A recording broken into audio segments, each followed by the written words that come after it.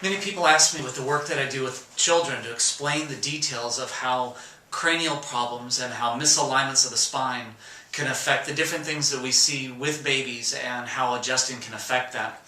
So what I do is just make a couple basic explanations for you as you watch this.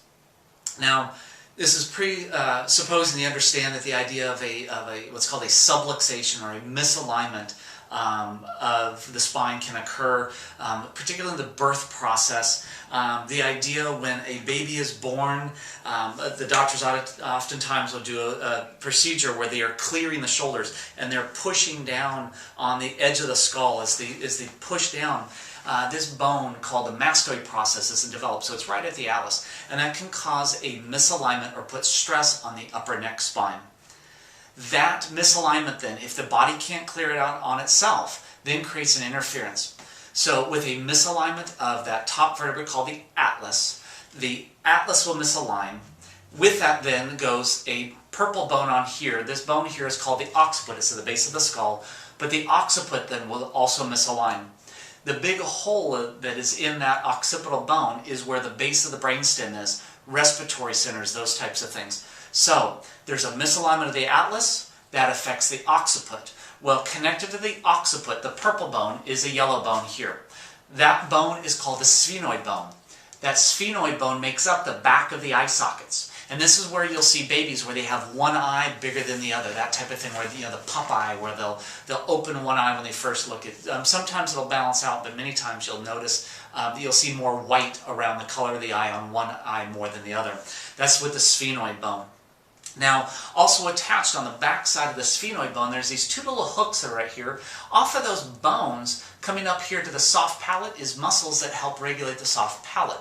That musculature, then, when you have an atlas, occiput, sphenoid misalignment, the sphenoid goes off, it affects those muscles are on the back of the soft palate, and that will make a baby that is easy to gag.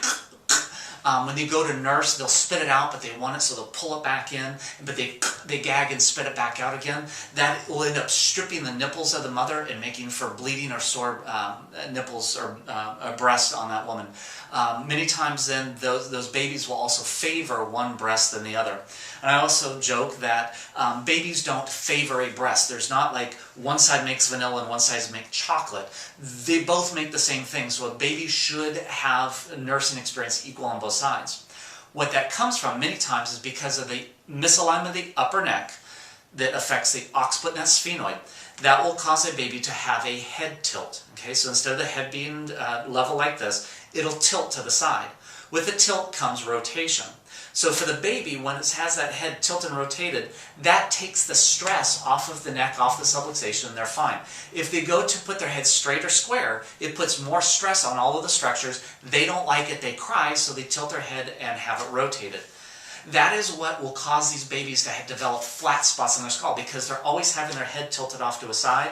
It can start developing a flat part on the skull.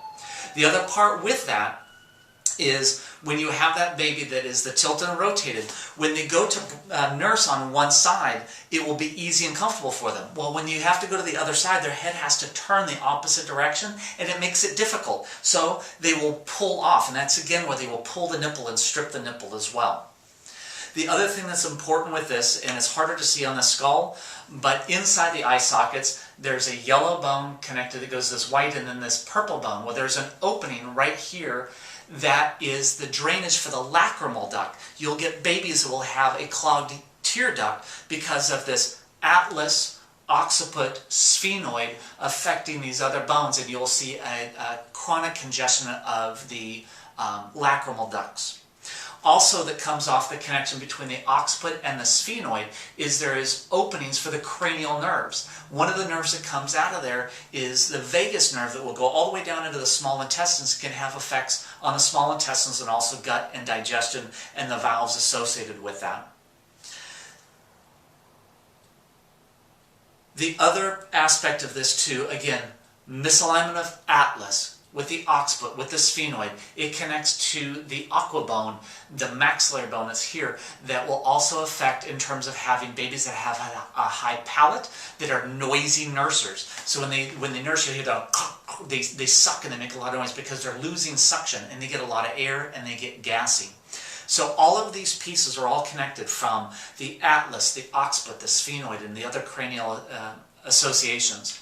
The beautiful thing about being a KST doctor is allowing us to look at all of those aspects, looking at misalignments of the atlas. Is it a cranial issue? Can it be adjusted for the cranials? Is there also soft tissue issues involved as well, directly with the valves and with babies that spit up, that are colicky, they're crying all the time? Well, babies, the only way they have to describe that there's a problem is they cry. So if they're having a chronic stress somewhere in the area, all they can do is communicate to you that there's a problem. I hope that this will help you understand a little bit more clearly the issues that you may see either with your baby, someone else's baby, or doctors that are watching this, the babies that come into their office, and be able to look at and address and realize that a chiropractor that works and specializes and has a special interest in doing pediatric work, and particularly with KST work, to be able to address all these issues and see them resolve very quickly and very consistently. We get many referrals from lactation consultants that their babies are struggling. When they come in and we address these underlying issues, they improve so much faster.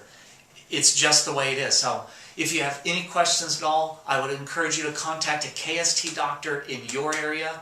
My name is Dr. Kevin Ross. I am in Tempe, Arizona. I also work with pediatric and pregnancy care, as well as all other ages and ranges of folks, but I also am a KST doctor as well. Thank you so much for watching it. I hope this helps you, and we can have many, many more healthy, happy, nursing babies and moms that can successfully breastfeed because they're addressing the underlying issue of what happens with the cranial system. Thank you so much.